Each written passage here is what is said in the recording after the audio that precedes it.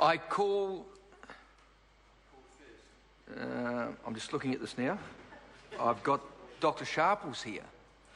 I call the...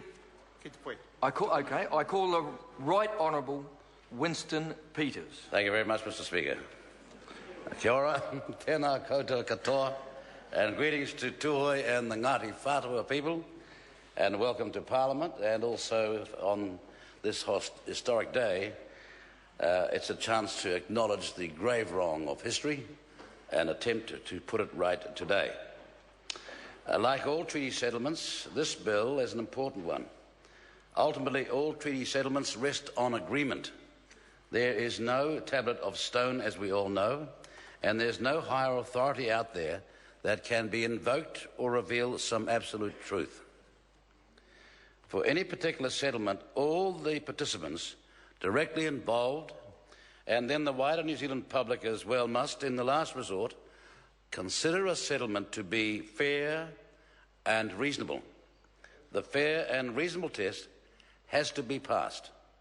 That requires that the processes followed by the settlement for the settlement be consistent and open and fair to all relevant parties.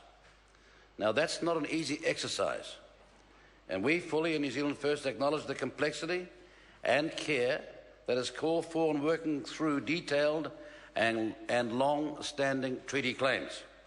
We don't underestimate the task. Within New Zealand as a whole, while there is a broad political consensus, the treaty settlement process does have its critics, and indeed in Māoridom as well. And that is why ensuring an impeccable process is vital to ensuring ongoing public confidence. If the rights of any group with a legitimate interest in a settlement are ignored, overlooked or discounted, then the stage is set for ongoing discord and controversy. Now, that's the concern New Zealand First has with this Tuhoe settlement. Specifically, there are remaining issues concerning other iwi, and these are iwi in the area covered by the settlement, but seemingly not included. These iwi sought hearings with the Waitangi Tribunal on the impact of the settlement, but they were declined, and the Tuhoe settlement moved inexorably on towards its conclusion. These tribes and these iwi are based in the Eastern Bay of Plenty and at Lake Waikaremoana.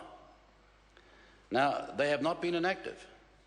They have sought to be heard by the Select Committee. They sought to make submissions to the Select Committee, stating that the bill in its current form should be returned and redrafted. And they have sought to make protest and have themselves heard. Similarly, Ngāti Ruapani's primary concern is that they too will be ghosts in their own land by a bigger collective, Ngai Tuhoe.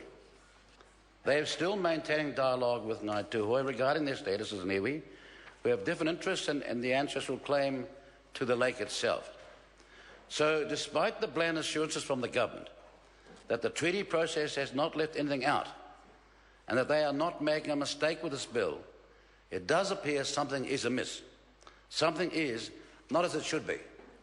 And our authority for that is the finest Maori politician, and perhaps one of the finest politicians this country's ever had, and one of the most knowledgeable one as well. His name was, of course, Ngata, and some of us remember him and his impact, which is so enduring, and the messages that he has passed on down the generations and down the years and across the tribes, so that he is still much admired. When he said in 1929 that these people were a legitimate, recognised iwi or tribe, I take him to be the authority.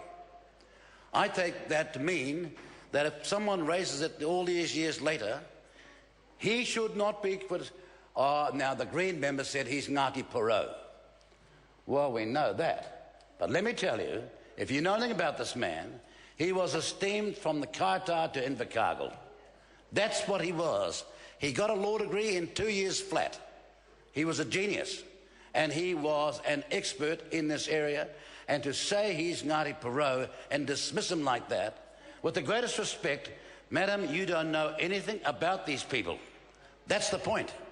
And in front of you of that, here comes somebody with the white man's burden, now telling somebody who's been in the Maori affairs for a long time and who went in 1991 and gave the land back to Tuhoe, that he doesn't know what he's talking about.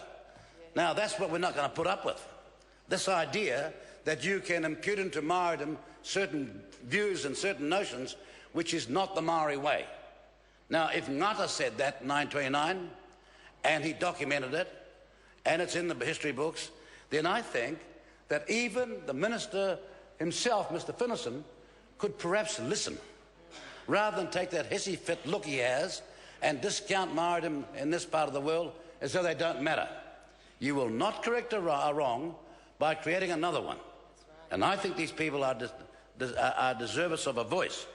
We believe that Ngai Tuhoe has had the most raw deal. We don't dispute that at all. We think that they've been left out there all these years languishing in a most unfair way.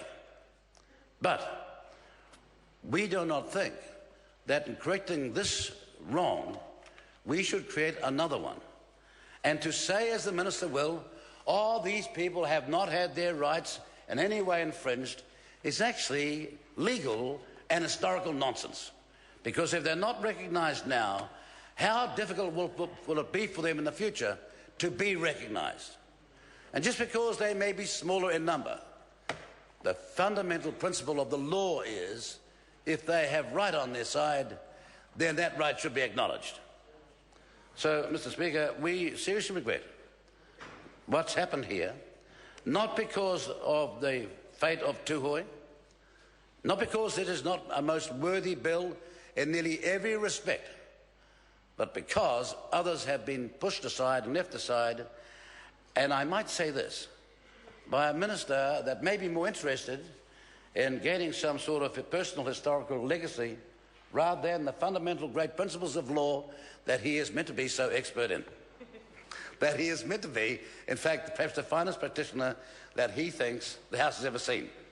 Now, I want to ask him, why would he take that view when, in fact, to do right by the people and iwi that Ngata recognised that we are speaking about in New Zealand First is still the most moral and principled thing we could do.